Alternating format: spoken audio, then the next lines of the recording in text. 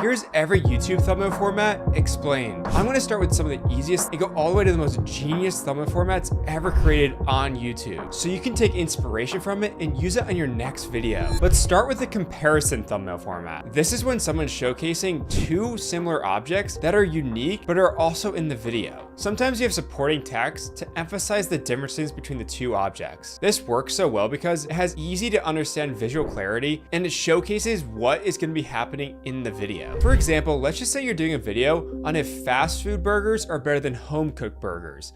Maybe you have a McDonald's burger on the left and a home cooked burger on the right. And this really works well in any niche. Now let's move on to the ranking format. So this is when you're showcasing a ranking system within the thumbnail. Either you have the vertical style or the horizontal style. With the vertical style, you typically have lettering on the left side of the thumbnail with the corresponding colors. And with the horizontal, you typically have a grid from 1 to 5 or something similar to that. So this works so well because without even the title being present, it already creates intrigue by showcasing known objects in specific position that the audience might agree with or disagree with.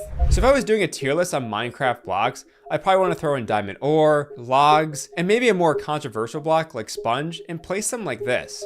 And this really works well in any niche. As long as you're making a video that's centered around ranking items or things, it should do well. Next, let's check out the before and after thumbnail format. So this is very similar to the comparison thumbnail format, but it's showcasing the beginning and the payoff rather than just two random parts of the video. So think rusty to shiny, incomplete to complete. So this works so well because it already satisfies the viewer by showcasing a drastic change in the same object. And if you want to execute this for yourself, make sure you're taking two of the same object and showcasing them in the same angle, same lighting, and ideally the same background. So the only thing that the viewer can focus on is the drastic difference of the actual item. And this can really work well in any niche as long as your video is centered around a progression. So for example, if I am getting rid of acne, or if I am recreating a logo, or if I'm improving my baking over time. Now let's talk about the reacting format, which you've probably seen across YouTube. This is when a creator's face is one of the largest elements on the thumbnail, typically on the left or right side. The rest of the space is filled with the thing that they are reacting to.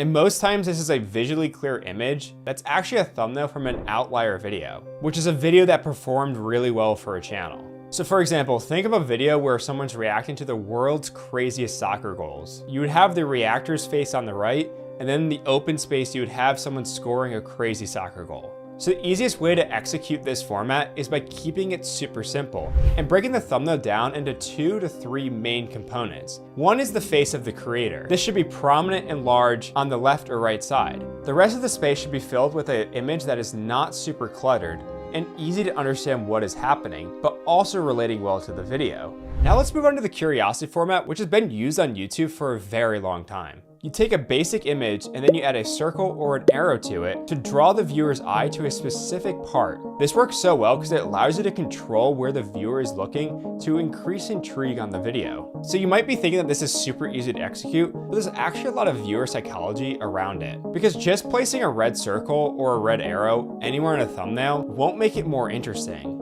If anything, it might make it more confusing. So you really have to think about the psychology of the placement. You want to be thinking about bringing attention to something that is there or might not even be there, but it could be there. So for example, let's take this image of a cliff. There's not really anything that's drawing your eye to anything specific here.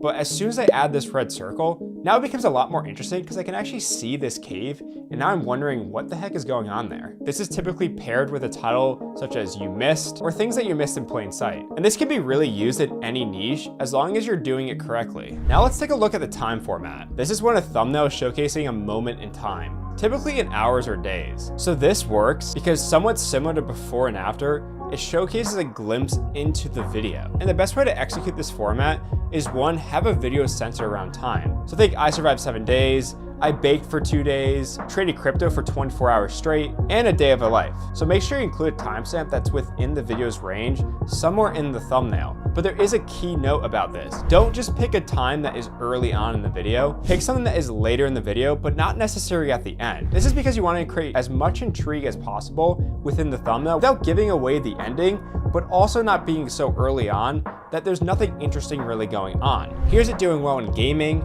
entertainment, finance, and cooking. Now let's dive into the small versus big format. This is when you're showcasing a smaller or bigger object and having the contrasting size next to it. This could either be two of the same objects or two different objects. Sometimes you provide an arrow with text to emphasize the smaller or larger object. This has worked so well because it allows you to see the contrasting size and get a true scale of how big something is or how small something is. So take this thumbnail for example. Let me remove the small object. Now that large object looks normal size, but as soon as I add back that small object, it all of a sudden becomes a lot bigger. This is because you need that contrast to make sense of how big something is. And if you want to do this for yourself, here are some key things you need to take away. Have two objects near each other that are clear and easy to read. In some cases, highlight the smaller one or the larger one with an arrow or text, and keep the background super simple. Now let's get into the POV thumbnail format. This is when it's showcasing a single action from the POV of the creator. Most thumbnails on YouTube are third person, so having a first person thumbnail really stands out. This works so well because it grabs the viewer's attention on showcasing that action, whether it's drawing, giving someone a credit card, or playing a video game. So the easiest way to execute this for your channel is making it simple. Focus on one or two main things. So this would be the creator's hands and the object they're holding, and then the thing that they're doing. Now let's get into a thumbnail format that's been recently getting popular, which is the pinboard format. This is when someone takes the classic pinboard style and uses it as the inspiration for their thumbnail. So think different pieces of evidence strung together with red string and red pins. So this works really well because people associate these boards with crime and investigation. So if your video is centered around these themes, it can work really, really well. So the best way to execute this is have your video's focal point be front and center, whether this is a picture of an individual or specific text. Include any supporting evidence around it, such as maps, article clippings, or other photos. And all these should be connected with red pins and red wire on a cork background. This can really work in a lot of different niches, but you have to be really careful with the type of videos you're making with it. Not every video will work well with this thumbnail. People see these thumbnails and are expecting a specific type of video that deals with investigation or mysteries. And if your video doesn't deliver on that, it could probably hurt it. So think more documentary style videos or videos where you're diving into a complex topic that has a lot of ambiguity around it. Think the title, "I Investigated," would work really well for this thumbnail format. And now finally, let's get into the holding object format. So this is a simple, low clutter way to bring a lot of attention to a specific object. And it's typically done with the creator in the back, holding the main object of the video towards the camera so it's super in focus and super large. So this works really well because it's a super easy way to do a low clutter thumbnail that brings a lot of emphasis to the product that the video is about. So the easiest way to execute this thumbnail format, whatever object the main focal point of the video is about, have that be front and center, held out, and in focus.